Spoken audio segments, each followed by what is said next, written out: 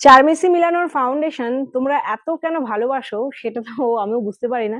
এই প্রোডাক্টটা আবার রিস্টক হয়েছে, কেন এটা মানুষ ভালোবাসে বা মেকআপ আর্টিস্টরা ব্যবহার করতে ভালোবাসে?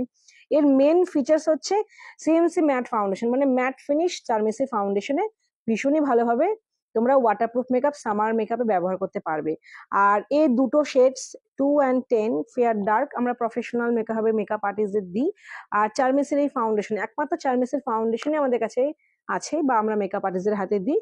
তো চারমেসের ফাউন্ডেশন যারা নিতে চাও, আমি আর প্যাকেজিং ওপেন করে দেখালাম না, দেখাই তোমাদের একটু, দুটো শেডস দেখাই।